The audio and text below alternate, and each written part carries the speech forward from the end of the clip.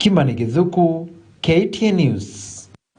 To education, rehearsals for 2021 Kenya Certificate of Primary Education examinations took place today, with Education Cabinet Secretary Professor George Magoha warning politicians against using school grounds during the entire examinations period for their political activities. Speaking in Kiambu County, Professor Magoha said effective Monday next week, when KCPE exams kick off, politicians will not be allowed to get any closer to school grounds. Meanwhile, Kenya National Examination Council Chief Executive Officer David Njengere has assured those candidates who are moved to other centers other than their schools that they will be accompanied by their teachers to ensure that they are not disadvantaged in any way.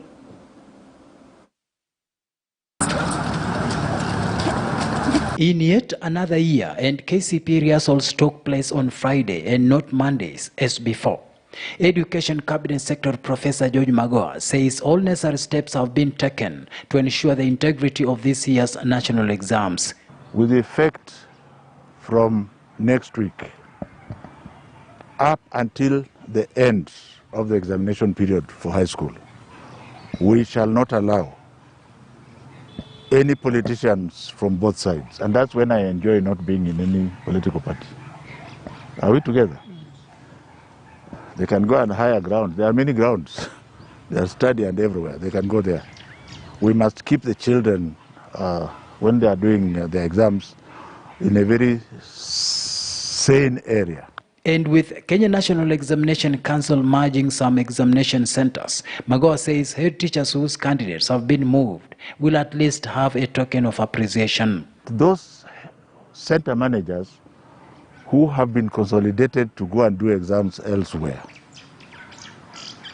the government of the Republic of Kenya will still give them a token. We may not pay them to the same level that we are paying the real center managers, but they will be paid a token as they follow their students where they are going to be given an examination.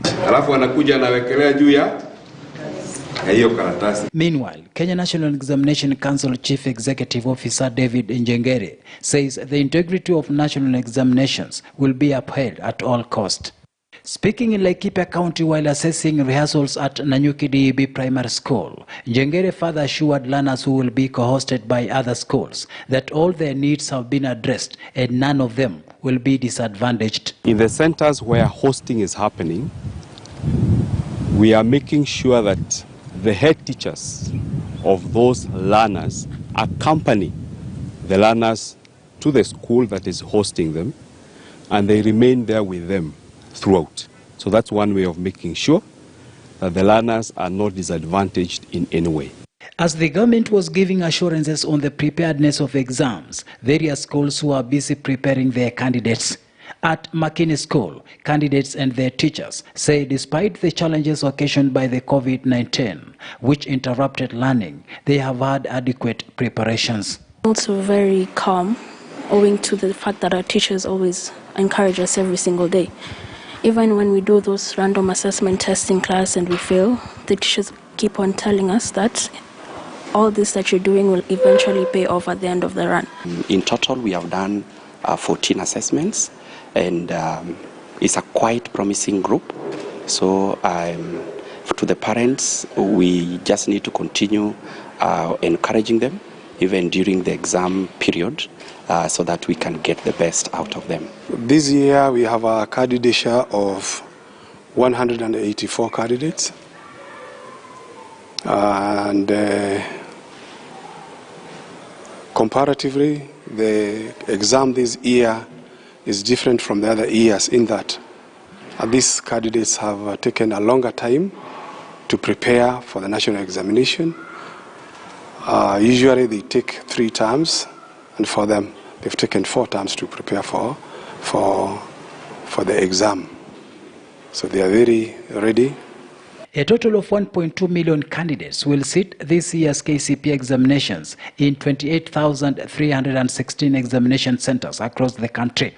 We believe and we trust God for the best results this year. And we are hosting our neighboring school, Limo School. KCPE exams will run for 3 days, beginning Monday to Wednesday next week. Shadrach Miti, KTN News. We wish all the candidates success. Now to politics. As